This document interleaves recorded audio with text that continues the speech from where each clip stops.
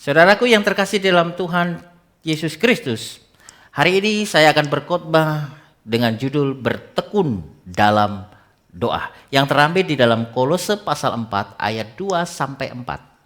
Sebelum kita membacanya, mari kita berdoa terlebih dahulu.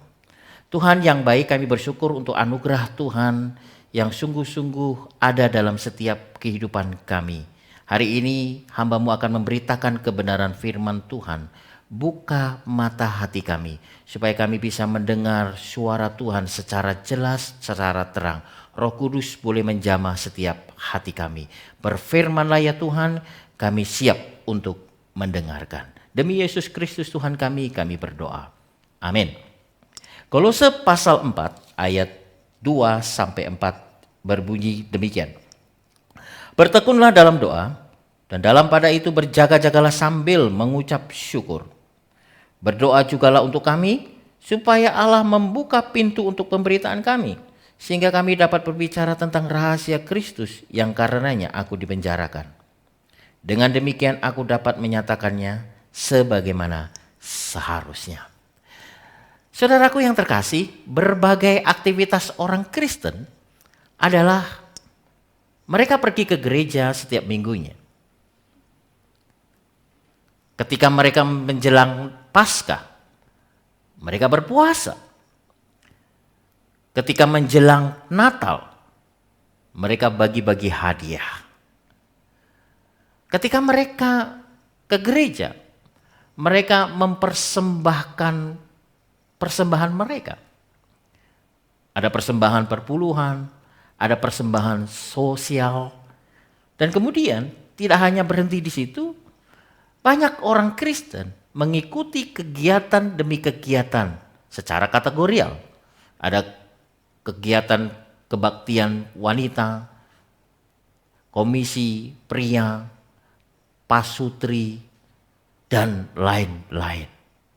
Ini menjadi sebuah gaya hidup orang Kristen.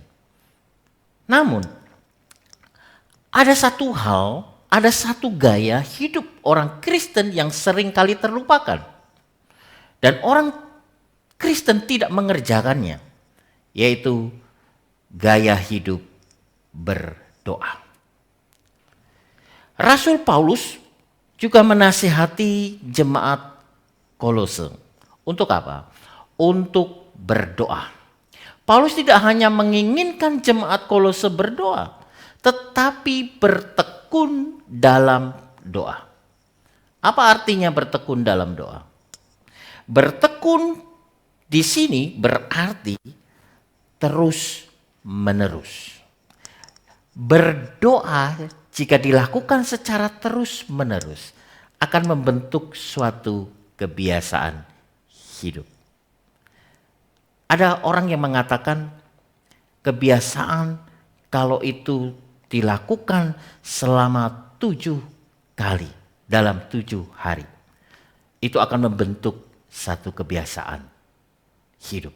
Kebiasaan hidup itu akan menjadi sebuah gaya hidup.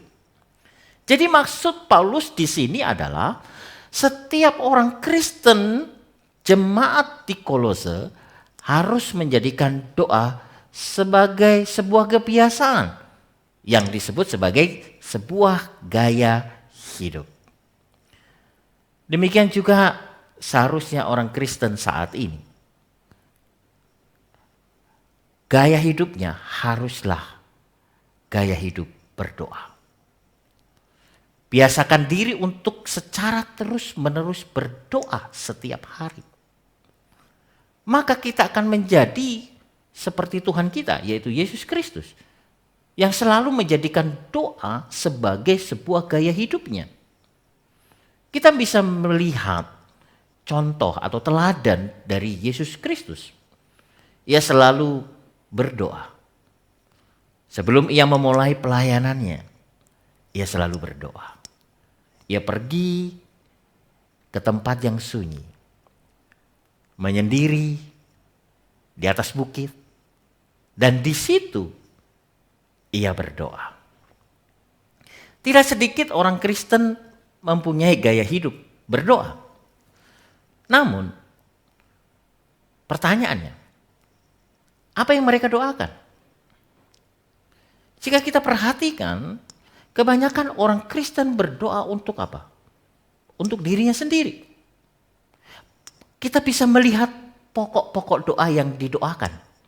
Pokok-pokok doanya menyangkut masalah kesehatan pribadi, ekonomi, dan pergumulan-pergumulan pribadi.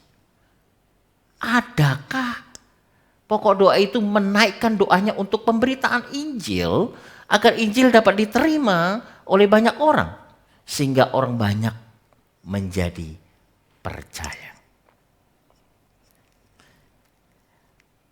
Adakah pokok doa itu, adakah orang Kristen secara pribadi mendoakan para hamba Tuhan, guru Injil, dan para pemberita Injil? Adakah kita berdoa untuk firman yang diberitakannya, agar firman itu sampai dengan benar dan dapat dimengerti secara jelas? Rasul Paulus memerintahkan jemaat Kolose supaya mereka berdoa untuk dirinya, yaitu Paulus, dan pemberitaan Injil yang diberitakannya. Tujuannya untuk apa? Dikatakan di situ di ayat 3, supaya Allah membuka pintu untuk pemberitaan rahasia Injil. Istilah membuka pintu untuk pemberitaan rahasia Injil adalah agar Allah memberi kesempatan kepada Paulus untuk menyatakan rahasia Injil itu dengan jelas. Dan kemudian kesempatan bagi orang-orang yang mendengar rahasia Injil itu untuk membuka hatinya dan menjadi percaya kepada Kristus dengan sungguh-sungguh. Mengingat konteks pada waktu itu, kita melihat di tengah-tengah jemaat Kolose sedang dilanda ajaran-ajaran sesat. Seperti filsafat-filsafat yang kosong, aliran-aliran kepercayaan, ada pengaruh-pengaruh dari adat istiadat budaya, baik Yahudi maupun Yunani, dan lain-lain. Yang semuanya itu berusaha untuk menjauhkan mereka dari Kristus. Maka di sini Paulus memohon agar ia didoakan, sehingga pemberitaan Injil yang dilakukannya dapat disampaikan sebagaimana seharusnya. Dan jemaat Kolose akan tetap teguh dalam ajaran Kristus. Ajaran Kristus adalah di mana Kristus menjadi pusat pengajaran, Kristus menjadi pusat kehidupan. Gereja seringkali menginginkan sebuah pertumbuhan, baik secara kualitas maupun kuantitas. Tetapi seringkali gereja lupa mengajarkan kepada jemaat-jemaatnya untuk senantiasa berdoa. Gereja lupa mengajarkan jemaat-jemaatnya secara terus-menerus mendoakan pemberita Injil dan beritanya. Gereja lupa mengajarkan jemaatnya untuk berdoa bagi para hamba Tuhan, agar pemberitaan mereka menjadi pintu yang memberi kesempatan Injil itu dapat disampaikan. Bukan hanya dapat disampaikan, tetapi Injil itu dapat dimengerti. Dan Injil itu dapat diterima dengan teguh oleh jemaat. Sehingga jemaat tidak digoyahkan oleh ajaran-ajaran apapun yang berkembang di dunia ini.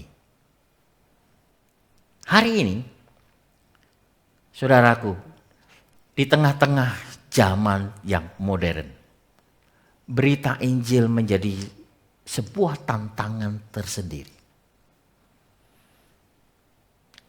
Ada banyak rupa-rupa pengajaran yang muncul yang membuat Injil itu menjadi samar-samar. Injil itu menjadi tidak jelas. Dan Injil itu menjadi hal yang tidak menarik. Bahkan Injil itu berita itu menyesatkan. Sehingga Kristus tidak lagi menjadi pusat dalam kehidupan orang Kristen. Sekali lagi nasihat Paulus dan firman Tuhan saat ini kepada kita semua. Bertekunlah dalam doa. Berdoalah secara terus menerus setiap hari.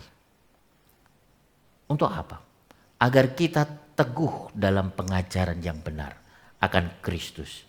Yang telah kita terima sekalipun kita berada di tengah ajaran dunia saat ini. Doakanlah terus menerus para hamba Tuhan, para pemberita Injil, guru Injil, pendeta yang selalu berjibaku memberitakan Injil. Tidak hanya itu, mari kita doakan secara terus-menerus agar berita Injil itu dapat dimengerti dan banyak orang dapat mengenal Yesus sebagai Tuhan dan Juru Selamat manusia. Amin. Kita berdoa. Tuhan Yesus, kami bersyukur untuk firman Tuhan yang selalu menegur, menasehati, bahkan memberikan petunjuk kepada kami. Hari ini kami belajar satu hal, supaya kami bisa bertekun dalam berdoa. Dan kami bisa mengerti akan maksud Tuhan ketika kami berdoa. Yaitu berdoa untuk pemberita Injil, berdoa untuk berita Injil sendiri.